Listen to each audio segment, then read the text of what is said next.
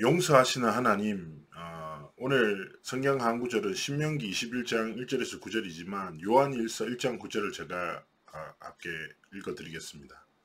만일 우리가 우리 죄를 자백하면 그는 미쁘시고 의로우사 우리 죄를 사하시며 우리를 모든 불의에서 깨끗하게 하실 것이요. 하나님의 이제 말씀을 이번 주간에 좀 우리가 같이 묵상하면서 붙잡고 현장에서 승리해야 할 것입니다. 그런데 하나님의 가장 대표적인 성품은 사랑의 하나님이십니다. 요한복음 3장 16절의 말씀처럼 하나님이 세상을 이처럼 사랑하사 독생자를 주셨어요. 복음의 시작과 완성은 하나님의 사랑에서부터 시작됐죠. 로마서 5장에도 얘기합니다. 우리가 하나님 앞에 사랑받을 경건도 없고 하나님 앞에 오히려 원수된 자고 또 하나님 앞에 도저히 사랑받을 수 없는 자인데 하나님께서 그리스도를 통해서 화목 제물이 되셔서 우리를 향한 하나님의 사랑을 확증하셨다라고 말하고 있습니다. 오늘 말씀의 결론은 용서하시는 하나님 왜 용서하실까요? 우리를 사랑하시기 때문이죠. 하나님은 우리를 무조건 사랑하시고 하나님의 복음 앞에 나오고 진짜 그리스도 앞에 무릎만 꿇으면 하나님이 완전히 용서하시는 것입니다. 그래서 이 영적인 사실을 잊지 말고 날마다 정말 하나님의 복음을 붙잡고 완전한 하나님의 언약에 정말 능력을 믿는 믿음으로 살아가기를 원하시는 것입니다. 그리고 우리의 인생이 그 하나님의 끝없고 완전한 하나님의 사랑을 아가페의 사랑이라고 하잖아요. 아가페의 속성이 무조건적이고 절대적이며 절대로 포기하지 않는 끝없고 완전한 사랑을 말합니다. 그 사랑 속에 자녀로 우리가 부름받았다는 사실을 잊지 말고 하나님 앞에서 그 사랑을 인하여 살아가는 우리 귀한 21교 영적 지도자들의 삶이 되시길 축복합니다. 그러면서 우리의 삶에 하나님이 주신 은혜가 무엇입니까? 사실상 우리가 원죄로 인해 하나님을 떠나 사단에게 묶여 근본 문제에 사로잡혀 죽을 수밖에 없습니다. 그런 영적 상태 속에 있죠. 그런 근본 문제와 또 뭐가 추가됩니까? 우리의 자범죄입니다. 우리는 끝없이 세상의 것을 선택하고 사람의 말에 귀를 기울이고 하나님의 것을 상실한 채 살아갑니다. 하나님에 대한 무지 속에서 살아가지요. 그리고 우리는 똑같은 실수를 또 반복하고 똑같은 나의 연약함에 또다시 넘어지기도 하고 하나님의 말씀에는 전혀 반응하지 않지만 혹은 사람의 말이나 내 과거의 상처에는 날마다 반응하고 흔들리기도 합니다. 너무 연약한 자들입니다. 그런데 중요한 것은 무엇입니까? 하나님이 모든 과거, 현재, 미래 근본의 문제, 우리의 연약함의 문제에서 그리스도의 복음으로 말미암아 완전한 자유함을 주셨다. 제가 지난번에도 말씀드렸잖아요. 로마서 7장의 말씀이 바울의 고뇌라니까요. 바울 역시 내 연약함과 하나님을 향한 중심과 맨날 충돌이 있어요. 그런데 이 두 가지 법이 싸우는데 내 마음은 하나님의 법을 정말 사랑하고 살고 싶은데 나도 모르게 육신의 법 아래로 내가 사로잡혀서 넘어진다고. 난 너무 공고한 사람이다. 이 사망의 법에서 누가 나를 건져내랴 고백합니다. 그러나 진짜 바울이 말하고자 했던 건 무엇입니까? 우리의 연약함을 주님께서 아십니다. 그러나 완전한 복음을 주셨습니다. 그러면서 뭐라고 합니까? 그러나 그리스도 예수 안에 있는 자에게는 결코 정죄함이 없나니 왜냐? 생명의 성령의 법이 죄와 사망의 법에서 우리를 완전히 해방시켰기 때문이다. 우리는 하나님의 완전한 사랑으로 인해 완전한 해방과 자유함을 입은 하나님의 자녀입니다. 그리스도 안에 우리의 인생이 있습니다. 이미 하나님이 과거, 현재, 미래 모든 근본 문제를 완전히 해결하는 은혜 속으로 우리를 이끄신 것입니다. 그래서 정말 하나님 앞에서 중심으로 고백하고 완전하신 그리스도로 인하여 완전한 하나님의 사랑으로 인하여 그 은혜로 인하여 우리는 살아가는 것입니다. 우리 연약함을 마주할 때 뭐 해야 됩니까? 나는 왜 이렇지? 왜 난 또 넘어지지 않습니다. 용서하시는 하나님 은혜 앞에 나가는 겁니다. 하나님 그렇습니다. 이렇게 저는 연약합니다. 또다시 넘어집니다. 그렇기 때문에 하나님의 은혜가 아니면, 하나님의 사랑이 아니면, 하나님의 복음이 아니면 살 수 없습니다. 반대로 무슨 말입니까? 하나님, 내가 이렇게 연약하나 하나님의 사랑과 하나님의 은혜와 복음의 능력으로 인해 나는 무엇이든지 할 수 있습니다. 237 치유 서밋의 여정 역시 내 의나 내 인격과 노력은 할 수 없습니다. 그러나 하나님이 은혜 주신다면, 하나님이 진짜 복음의 능력으로 내게 은혜를 주신다면 나는 어디든 가고 누구든지 살릴 수 있습니다. 그것이 우리의 고백인 것입니다. 그래서 이번 한 주간 한계를 만날 때 어디 앞에요? 용서하시는 하나님 앞에, 우리를 사랑하시는 하나님 앞에, 은혜를 베푸시는 하나님 앞에, 하나님이 주신 복음의 능력 앞에 서서 믿음으로 하나님 앞에 살아가는 것입니다. 그러면서 우리가 하나님 앞에서 봐야 될 것이 있습니다. 자, 첫 번째 무엇일까요? 모든 것을 넘어서는 하나님의 자녀의 기준을 찾아야 합니다. 사람들은 대부분 이 말 저 말 하지만 자신의 기준과 수준을 넘어서지 못해요. 내 것으로 모든 걸 봐요. 하나님의 눈으로 봐야 되는데 내 기준과 내 입장에서 계속 보는 거예요. 자, 그렇기 때문에 우리의 기준을 바꿔야 돼요. 많은 사람들은 상처와 트라우마를 가지고 있지요. 그리고 각인된 것들이 있습니다. 그걸로 보는 거예요. 그러나 우리는요, 내 기준이 아니라 하나님의 자녀의 기준. 무슨 말입니까? 우리는 하나님 앞에서 영적 정체성을 가져야 돼요. 우리는 누굽니까? 이 시대에 영적인 혼란을 해결할 영적 파수꾼, 그리스도의 답 없어 죽어가는 사람들을 살릴 영적 의사, 그리고 그리스도 삼중직의 대사로 하나님 앞에 부름받았어요. 그 정체성 가지고 하나님 앞에 237 치유 서밋의 길을 걸어가는데 하나님의 자녀의 기준은 아주 간단합니다. 파수꾼답게, 영적 의사답게, 그리스도 삼중직의 대사답게 생각하고 말하고 선택하고 살아가는 것입니다. 그렇지 않습니까? 그런 말이 있잖아요. 사회에서 무엇을 하든지 군대에 가서 예비군이 되면 다 똑같다고. 아무 때나 오줌 싸고 이상하게 행동이 어디 있는가 따라서 행동의 모습이 많이 달라지는 거죠. 정말 하나님 앞에 그렇습니다. 세상 사람이 말하는 나, 혹은 세상 사람의 세상의 기준에서 정의한 내가 아니라 하나님의 말씀에서 나를 창조하신 하나님이 주신 정체성이 내 정체성이에요. 그래서 영적 파수꾼답게 뭐예요? 살리는 싸움. 영적 의사답게 살리는 말, 치유하는 말.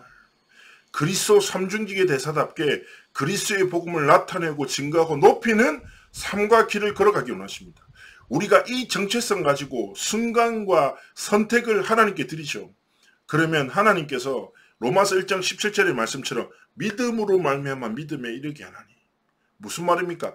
나는 작은 믿음으로 하나님 앞에서 몸부림치며 살아가는데 하나님은 세상 살릴 믿음을 우리에게 부으신다는 것입니다. 237 치유 서밋은 사람의 탁월함과 노력과 방법에 그 성취의 열쇠가 있지 않습니다. 오직 하나님의 전능함이에요. 그렇기 때문에 그거 믿고 하나님 앞에서 살아가는 것입니다. 그래서 오늘 딱 고백하십시오. 딱 신앙 고백하는 겁니다. 난 누굽니까? 영적 파수꾼이다. 파수꾼으로서 가정과 현장과 주어진 만남을 지키는 파수꾼이 무엇입니까? 사단이 침범치 못하도록 하나님의 은혜 안에 이 사람들이 거하도록 지켜주는 사람. 기도로 지키고 말씀으로 지키고 진짜 살리는 싸움하는 것입니다. 그래서 우리가 하나님 앞에서 이 세 가지 정체성으로 그 기준으로 하나님 앞에서 삶을 살아야 됩니다. 그러면서 두 번째입니다. 더 큰 길이 있다. 이것이 우리 눈앞에 남아있기 때문이죠. 애굽과 광야의 고난과 가나안 7족속 31왕이 기다리고 있습니다. 쉽지 않죠. 가는 데마다 끝없는 한계의 문제 계속 만납니다. 제가 렘넌트 사역을 오래 했잖아요. 한 렘넌트가 그러더라고요. 고등학생 사역을 오래 했으니까요. 아, 목사님, 진짜 입시 때문에 미치겠다는 거예요. 너무 부담스럽고 힘들다는 거죠. 아, 이게 빨리 끝났으면 좋겠다고 해서 제가 좀 이런 얘기를 했어요. 미안하지만 그런 이 한계를 만나게 하는 그 문제는 인생에 계속 반복될 거다. 인생을 잘 생각해봐라. 태어난다. 자라나지. 그 유치원과 초등학교 졸업해. 초등학교 졸업하면 중학교 가. 중학교 졸업하면 고등학교 가. 고등학교 졸업하면 대학 가. 대학원에 갈 수도 있고 취업도 할 수 있고. 취업하고 나면 결혼이란 중요한 이슈를 만나기도 하고. 그 다음에 무엇입니까? 자녀 양육. 또 인생의 뭐. 그러니까 끝없는 한계를 만나는데 중요한 거는 그 한계를 마주할 때마다 그 한계에 갇혀 한계를 넘어서기 위해 몸부림칠 거냐. 아니면 그 시간표마다 하나님이 주시는 중요한 성장과 응답을 누리는 사람이 될 거냐. 세상 사람들은 늙어가요. 어떤 철학자는 이렇게 얘기합니다. 인생이란 죽음을 향해 걸어가는 여정이다. 그렇죠. 생물학적으로 25세까지는 자라나요. 25세 이후부터는 죽어가거든요.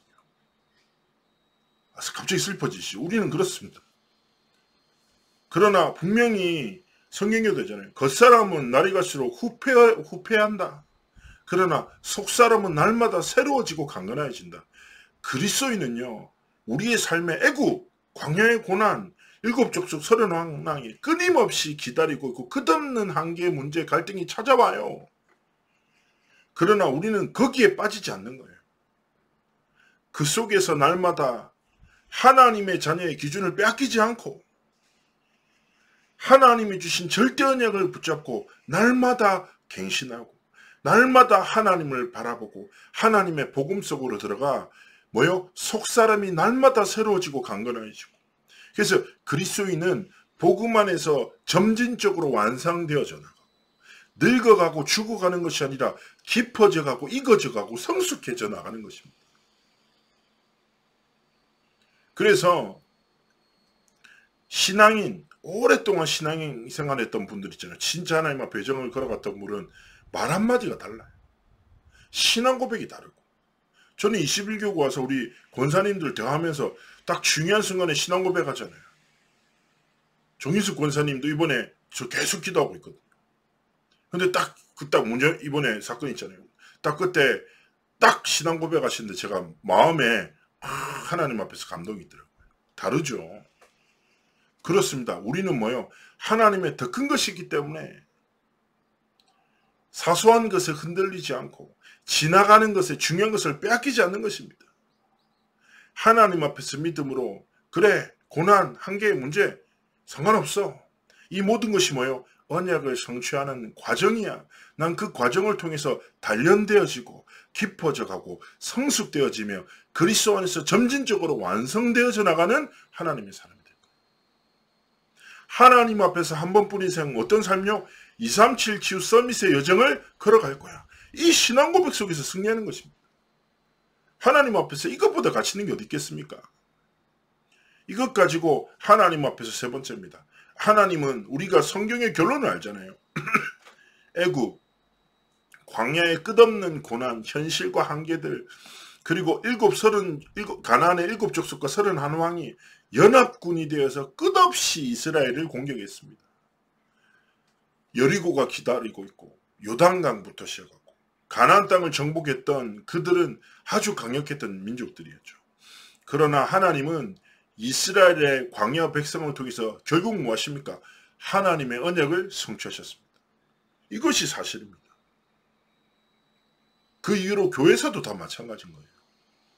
사람 따라 세상의 흐름 따라 모든 것이 이루어지는 것이 아니라 하나님의 약속 따라 하나님의 복음 따라 모든 일은 성취되어져 나가는 것입니다.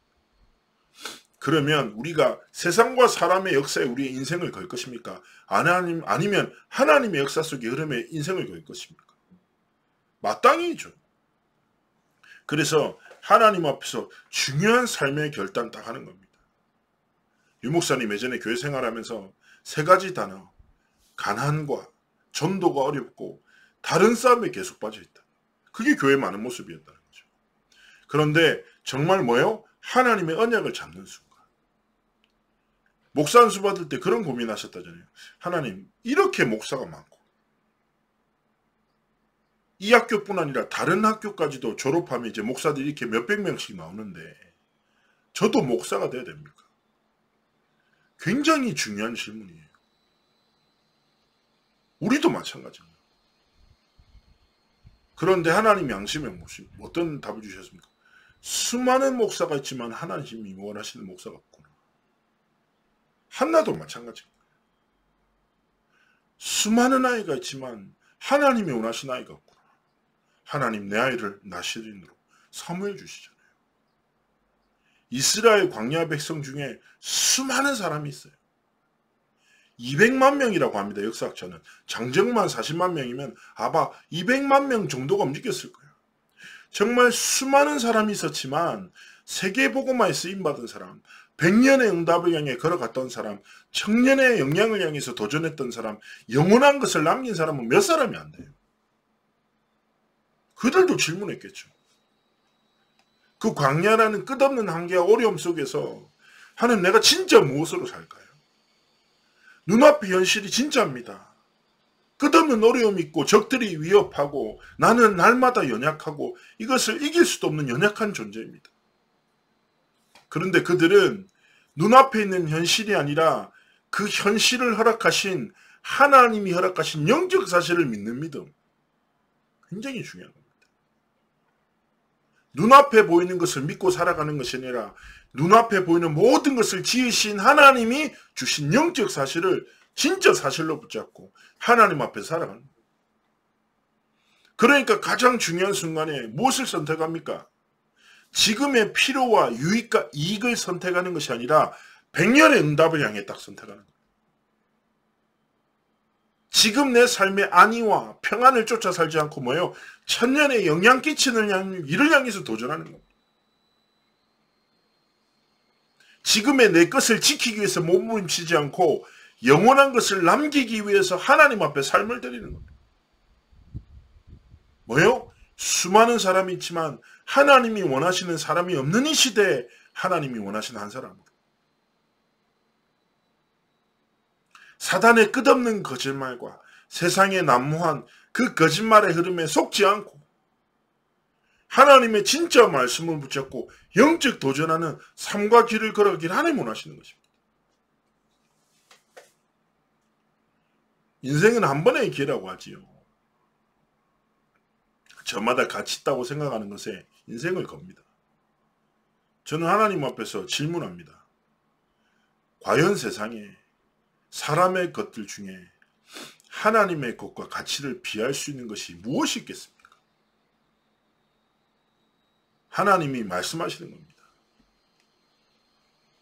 정말 억만죄악으로 인해 죽을 수밖에 없고 영적 무지 속에서 영원한 멸망의 길을 걸을 수밖에 없는 우리 인생을 하나님이 사랑하셔서 용서하시고 그의 자녀로 삼으셨습니다. 그리고 우리를 하나님의 자녀로 삼으셨습니다. 광야 같은 세상 속에 우리의 인생의 길을 지키시고 이끄십니다. 인도하십니다. 그리고 하나님이 말씀하십니다. 하나님이 주신 그 모든 것으로 100년의 응답과 1000년의 영향과 영원한 것을 남기는 것을 향해서 삶을 들고 도전하기를.